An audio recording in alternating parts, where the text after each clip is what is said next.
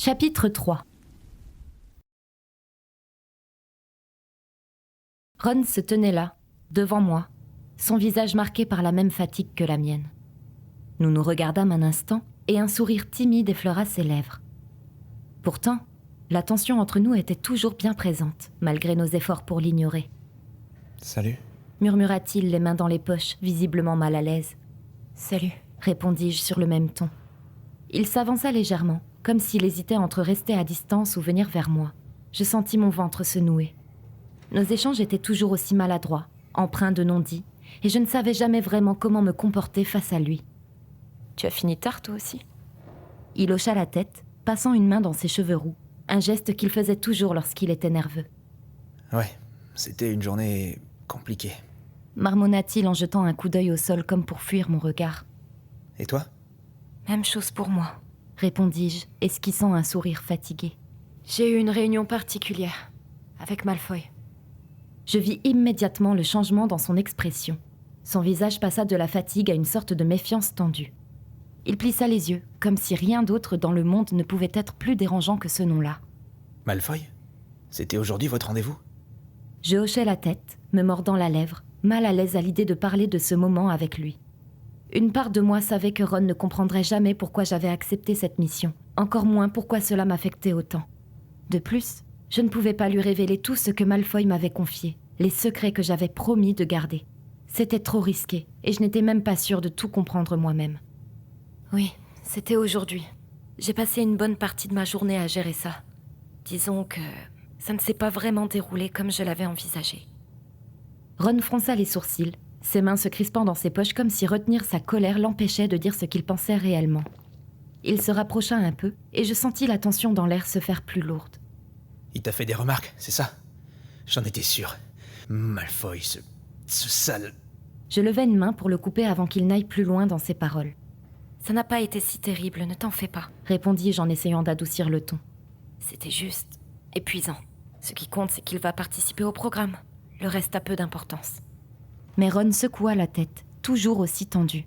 Je pouvais voir le conflit intérieur qui se jouait en lui, une sorte d'irritation qu'il essayait tant bien que mal de dissiper.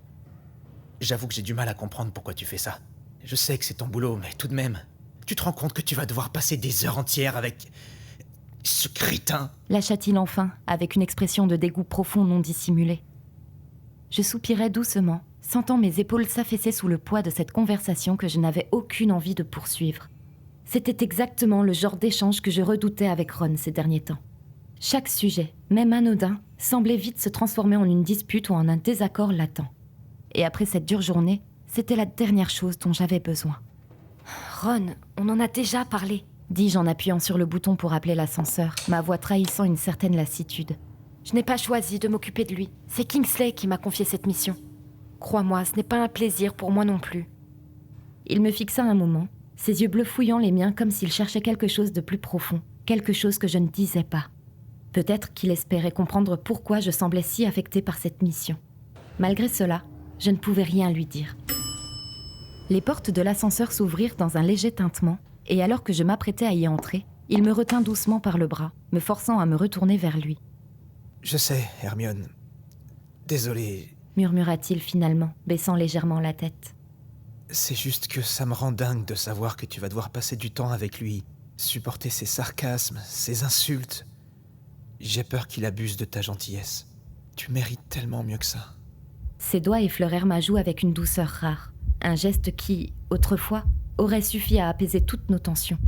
Mais aujourd'hui, même cette caresse portait en elle une certaine nervosité, une crainte sous-jacente. Une partie de moi voulait s'abandonner à cette sensation, mais une autre restait sur ses gardes, consciente que malgré la tendresse de cet instant, cela ne suffirait pas à combler les fissures entre nous. Je savais que Ron n'était pas responsable de l'état de notre relation. C'était moi, entièrement. À chaque fois qu'il faisait l'effort de nous rapprocher, qu'il tentait de rétablir l'équilibre, c'était ma propre souffrance qui venait tout gâcher. Je le savais. Je me renfermais, érigeant des murs là où il essayait de créer des ponts. Il faisait tout pour apaiser les choses entre nous, pour les rendre plus simples. Mais c'était mon mal-être qui nous empêchait d'avancer. J'étais la seule responsable de ce fossé qui se creusait entre nous, incapable de m'ouvrir malgré ses efforts constants. Pourtant, à cet instant, alors qu'il me regardait avec une passion mêlée de tourments, J'avais vraiment envie, pour une fois, de mettre ma douleur de côté. Je voulais répondre à ses sentiments, cesser de me fermer à lui et le laisser m'atteindre comme avant. Je sentis sa main glisser de ma joue à mon menton, puis remonter jusqu'à ma nuque. Son pouce effleura ma peau avec une douceur que je n'avais pas ressentie depuis bien trop longtemps. Pendant un court instant, je fermais les yeux, espérant que cette sérénité pourrait effacer les conflits qui pesaient lourdement sur notre relation. « Hermione !» murmura Ron, sa voix plus suave, plus vulnérable que d'habitude. Je rouvris les yeux pour le trouver plus proche, son visage à quelques centimètres du mien. Mon cœur accéléra et une chaleur familière envahit mon corps. Il y avait dans son regard une profondeur que j'avais presque oubliée. Je pus y apercevoir ses doutes, ses inquiétudes, cette peur sourde qu'il essayait de masquer derrière ses habituelles maladresses, mais surtout la sincérité de ses sentiments pour moi. Dans son geste soudain, je pouvais sentir sa peur évidente de me perdre. « Tu sais que je t'aime, pas vrai ?» souffla-t-il, sa voix à peine audible, presque tremblante. « J'ai juste peur que tout ça nous éloigne encore plus. » Ces mots, cette vulnérabilité, me frappèrent en plein cœur. Ses craintes résonnaient avec les miennes. Je le blessais. C'était indéniable. J'étais tellement brisée que j'avais fini par l'entraîner avec moi dans ma propre descente aux enfers, lui faisant subir mon mal-être, le laissant penser que mes sentiments pour lui avaient changé. Pourtant, ils étaient toujours là, intacts, et ma respiration, devenue difficilement contrôlable face à ce rapprochement, en était la preuve formelle. J'étais toujours amoureuse de lui, et j'étais en train de tout gâcher, incapable de sortir de ce tourbillon qui m'emportait. J'avais plongé si profondément dans ma dépression que remonter à la surface me semblait aujourd'hui hors de portée. Il s'approcha davantage, ses lèvres frôlant presque les miennes. Cela me rendit folle et fit tomber toutes mes barrières en un instant. Il avait toujours exercé une telle attraction sur moi, et à cet instant, tout ce que je désirais, c'était m'abandonner à lui, comme s'il n'y avait plus de lendemain. Dans un geste impulsif, presque désespéré, je saisis fermement son col et le tirai brusquement dans l'ascenseur. Les portes se refermèrent derrière nous, et l'air devint plus lourd, chargé d'une tension électrique frappante. L'espace confiné nous enfermait dans une bulle de réconfort, coupée du reste du monde, ce qui ne nous était plus arrivé depuis une éternité. Nos corps se trouvèrent, irrésistiblement attirés l'un par l'autre comme deux aimants. Son parfum, entêtant, envahissait mes sens, me faisant chavirer totalement. Le souffle court, je le fixais, incapable de détourner les yeux.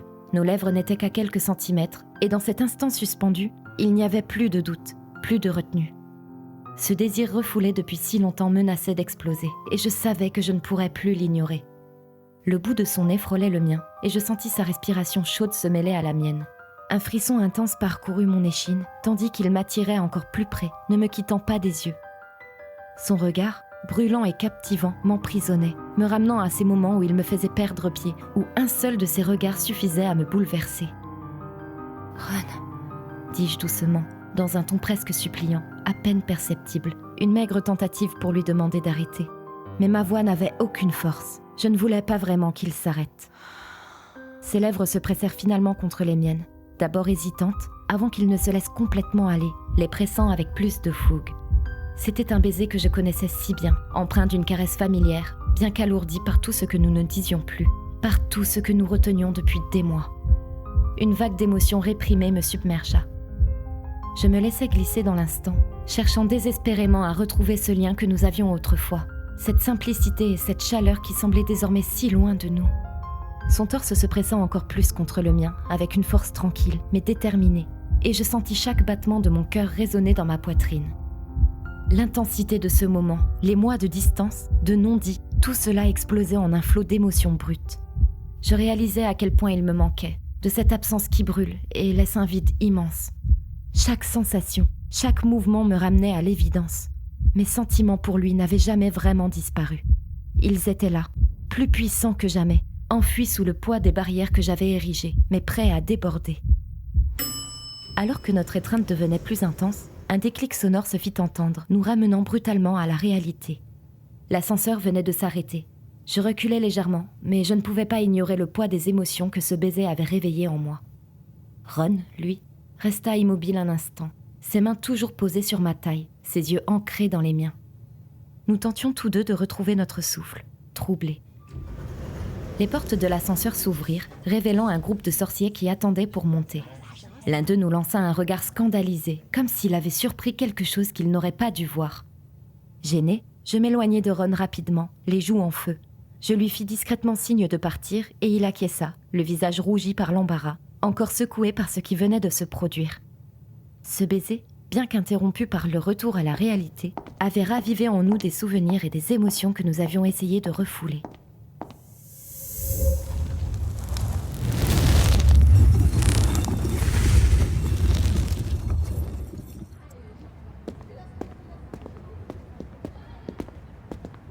Il faisait déjà nuit, mais les rues du chemin de traverse restaient encore animées par de nombreux sorciers. La fraîcheur du soir ne parvenait pas à alléger la pesanteur de notre silence depuis que nous avions quitté le ministère. Ron marchait à mes côtés, le regard fixé droit devant lui. Après ce qui s'était passé entre nous quelques minutes plus tôt, aucun de nous ne trouvait les mots.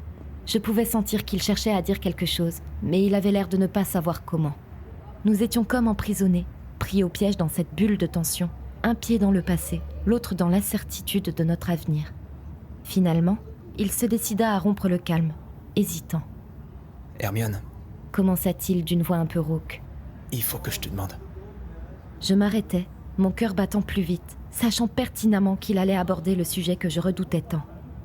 Nos regards se croisèrent une nouvelle fois, et dans les prunelles de Ron, je vis toute la confusion, le désir, mais aussi la peur de ne pas savoir quoi faire de tout ça. « Est-ce qu'on peut vraiment continuer comme ça ?» demanda-t-il, presque dans un murmure. « Parce que je sais plus quoi faire. Je tiens à toi, plus que tout. Mais on est bloqué, pas vrai ? » Je sentais mon souffle se couper dans ma gorge, mon pouls tambourinant à mes oreilles. Il avait mis des mots sur ce que je ressentais depuis des mois. Ce blocage, cette distance qui s'était peu à peu immiscée entre nous, malgré nos efforts pour la combattre. Je le fixais droit dans les yeux, effarée, figée, muette, tandis que Ron attendait une réponse à sa question. Mais avant que je ne puisse trouver les mots pour réagir, quelque chose me heurta brutalement. Un individu venait de passer près de nous, aussi rapidement qu'une bourrasque de vent, bousculant mon épaule gauche avec une force inattendue. Le choc fut suffisant pour me faire vaciller. Je perdis l'équilibre, mes pieds trébuchant contre le pavé inégal de la ruelle. Instinctivement, je tendis la main pour m'accrocher à Ron, mais ma paume glissa le long de sa manche avant que je ne me retrouve maladroitement les fesses sur le sol. « Hermione !» s'exclama-t-il, alarmé. Je me redressai, secoué mais sans blessure, tandis que Ron jetait un regard furieux autour de nous avant de m'aider à me relever. « Hé, toi !» cria-t-il, sa voix tranchant l'air avec une colère qu'il maîtrisait à peine. Mais l'individu, dissimulé sous une cape à capuche, ne se retourna pas. D'un pas rapide et déterminé, il se fondit dans la masse en un instant, englouti par la foule agitée qui envahissait les rues. Mon regard tenta de le suivre, mais il disparut, comme une ombre qui se dissipe. Mon cœur battait frénétiquement, une sensation de malaise s'emparant de moi. Cette bousculade ne ressemblait en rien à un simple accident. Il y avait quelque chose de calculé dans la manière dont cet homme s'était approché. Ses gestes avaient été précis et furtifs, comme s'il avait su exactement quoi faire. Un frisson parcourut tout mon corps, chaque fibre de mon être en alerte face à cette étrange rencontre. « Est-ce que ça va ? T'es blessé ?» demanda Ron, les sourcils froncés par l'inquiétude, tout en cherchant à repérer l'homme dans la population. « Ça va, je crois. » répondis-je, encore un peu désorientée. Mais alors que je posais mes mains sales sur mes vêtements pour les épousseter, je sentis quelque chose d'étrange dans la poche de mon gilet. J'y enfournai ma main et mes doigts rencontrèrent un objet froid qui n'y était pas auparavant. Je le sortis lentement, mon pouls s'accélérant un peu plus. « Qu'est-ce que c'est ?» murmura Ron, ses yeux rivés sur l'objet que je venais de sortir de ma poche. C'était un médaillon, d'apparence ancienne, couvert de symboles que je ne reconnaissais pas. Il était fait d'un métal lourd, sombre, presque noir, et dégageait une énergie étrangement palpable.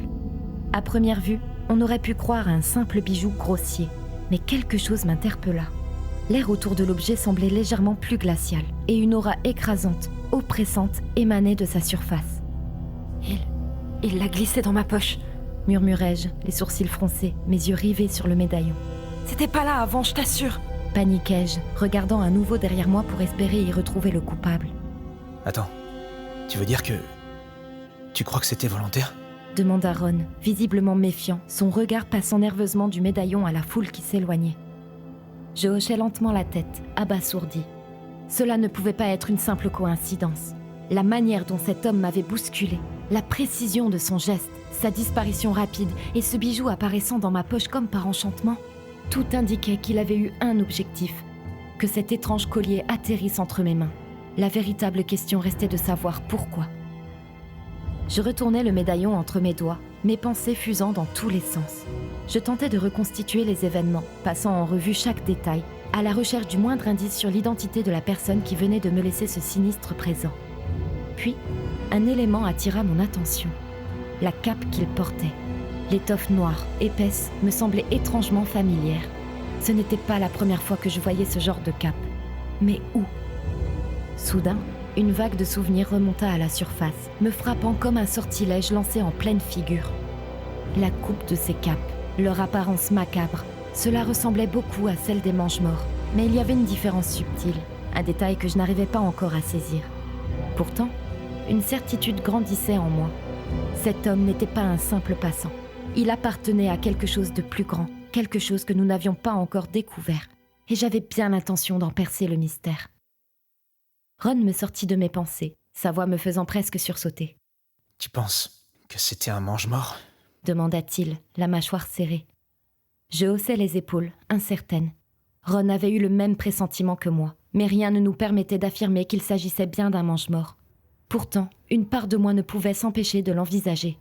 Avec le programme de réhabilitation lancé récemment, il était possible que cela réveille l'agacement de certains anciens partisans de Voldemort qui, jusqu'à présent, avaient échappé au radar du ministère.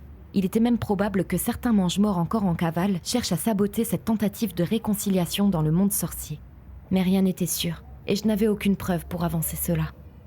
Mon esprit vagabonda vers des visages que je préférais oublier, notamment celui de Lucius Malfoy. Après tout, lui aussi était introuvable depuis la fin de la guerre, et sa disparition restait entourée d'un mystère opaque. Était-ce vraiment une coïncidence que cette relique m'ait été confiée le jour même de mes retrouvailles avec Drago ? Y avait-il un lien avec ma mission de supervision ? Une part de moi se demandait si son père n'était pas derrière tout ça. Mais non. Lucius n'aurait jamais agi de façon aussi désordonnée en laissant traîner un objet aussi compromettant. Ses méthodes étaient bien plus subtiles, plus stratégiques. Je soupirais, essayant de me débarrasser de cette pensée, mais elle restait tenace. Je devais faire des recherches, je n'avais pas de temps à perdre. Une urgence naissait en moi, un besoin pressant de comprendre ce médaillon, de percer son secret. Je relevai les yeux vers Ron, le regard déterminé. « Ron, je dois y aller. Il faut que je retourne au ministère, voir si je peux trouver quelque chose sur ce médaillon. Peut-être dans les archives. » dis-je agitée et impatiente. Il parut surpris et un peu déçu, mais il hocha la tête en silence. Il savait que quand je m'investissais dans une recherche, rien ne pouvait m'arrêter. « D'accord. Fais attention, Hermione. » murmura-t-il. « Et si t'as besoin de moi, n'hésite pas. » Je lui offris un sourire affectueux, puis, sans un mot de plus, je tournai les talons et m'éloignai rapidement. 3 jours s'étaient écoulés, et malgré mes recherches acharnées, je n'avais rien trouvé. Ni dans les archives du ministère, ni même dans les nombreux livres poussiéreux de ma propre bibliothèque. Chaque piste menait à une impasse, et plus je cherchais, plus l'énigme me hantait. Le médaillon trônait sur la table basse de mon salon, comme une présence silencieuse et oppressante, attirant mon regard chaque fois que je passais à côté. Il était déjà presque 8h30, et je devais partir pour Poudlard. Je soupirais en jetant un dernier coup d'œil au bijou ancien, toujours aussi mystérieux, avec ses symboles gravés que je ne parvenais toujours pas à déchiffrer. L'idée de le laisser là, abandonné, me remplissait d'un malaise que je ne pouvais ignorer. Il dégageait une énergie sombre qui me faisait frémir, mais paradoxalement, je me sentais aussi irrésistiblement attirée par lui. Une intuition profonde, peut-être même une prémonition, me soufflait que cet objet jouerait un rôle dans les événements à venir. Était-ce une protection, un danger, ou une clé vers quelque chose de plus grand ? Je n'en savais rien, mais je ne pouvais pas me résoudre à m'en séparer. Sans trop réfléchir, je m'approchai de la table, attrapai le médaillon et le glissai dans ma poche. Le métal froid me fit frissonner, mais je décidai de l'ignorer. Mieux valait l'avoir avec moi, au cas où. Je pris une profonde inspiration, ajustai ma veste, puis sortis de l'appartement, l'esprit toujours alourdi par mes nombreuses questions sans réponse.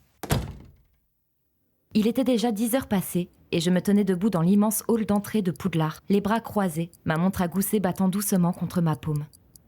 Chaque minute qui s'écoulait ajoutait à ma frustration.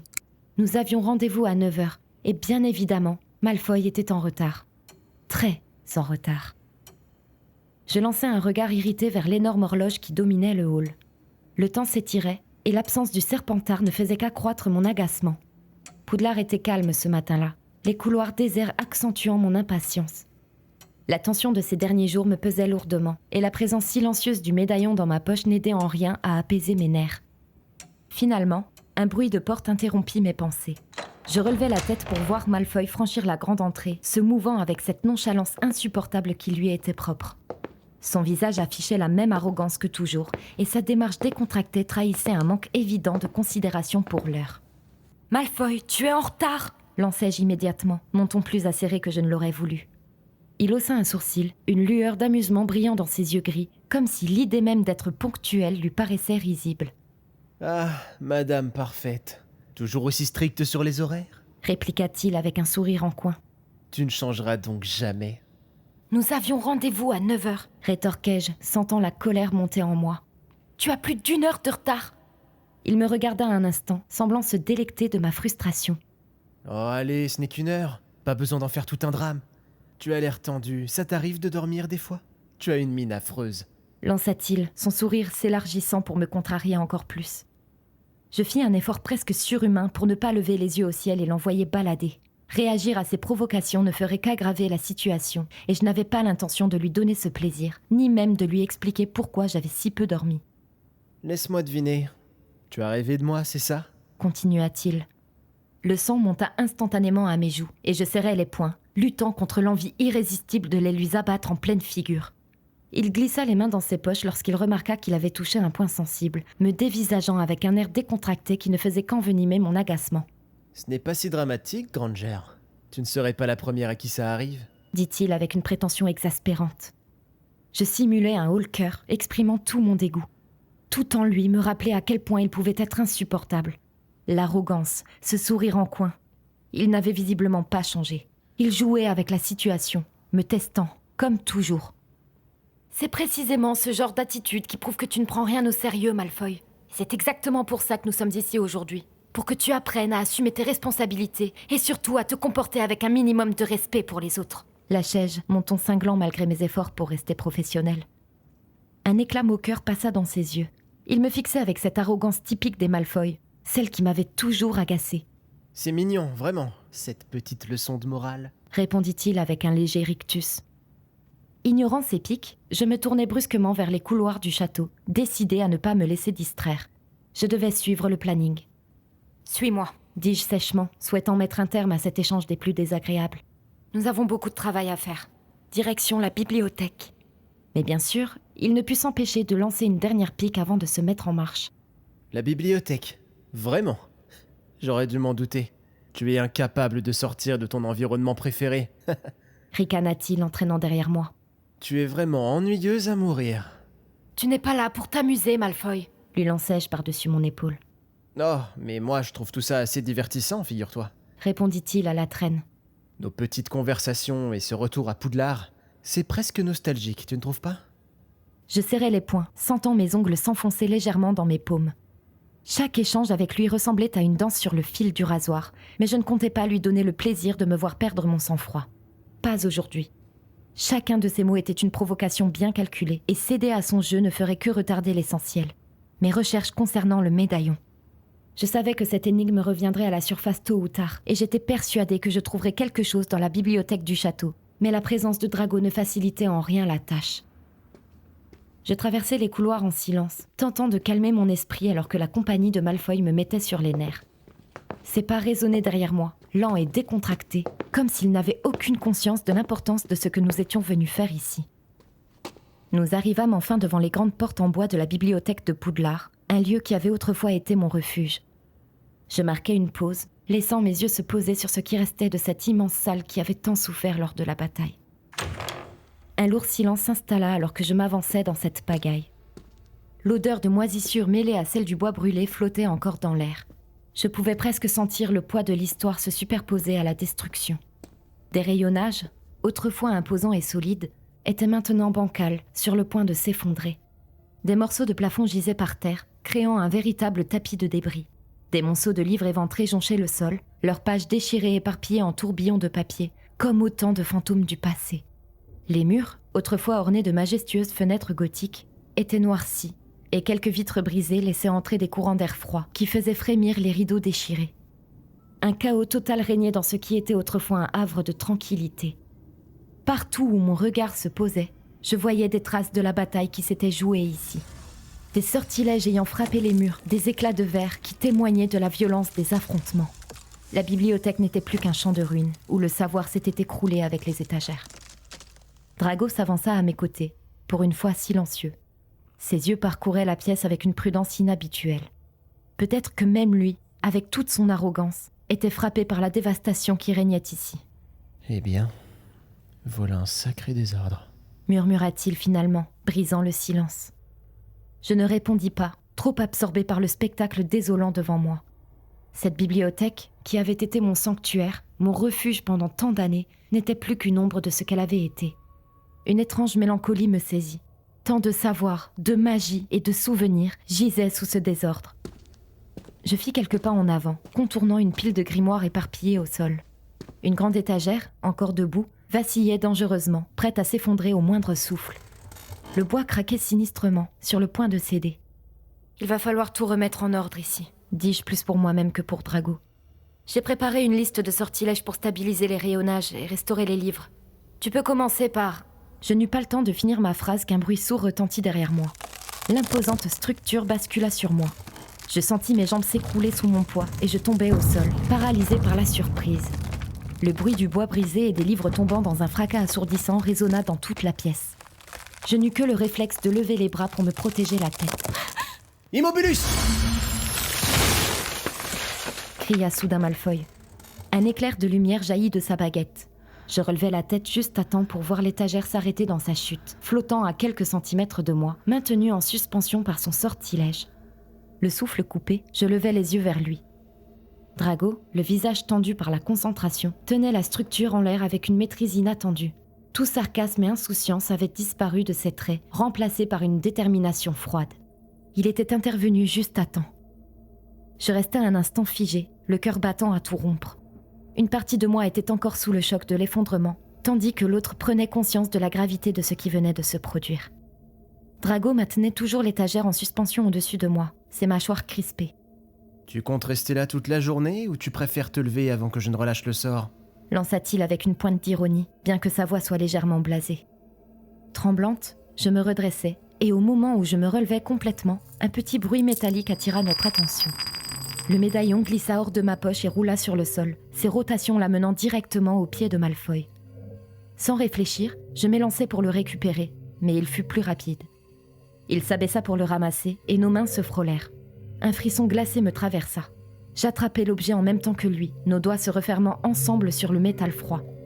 Ma main se retrouva emprisonnée dans sa prise et je le fixai d'un regard empli de défi et d'un sérieux qu'il ne me connaissait pas. « Lâche-le, Malfoy !» lui ordonnai-je, tentant de dégager ma main. « Toi d'abord, Granger !» rétorqua-t-il, son regard plus intense que d'ordinaire. Mais avant que l'un de nous ne puisse faire le moindre geste, une vibration étrange émana du médaillon, presque imperceptible au début.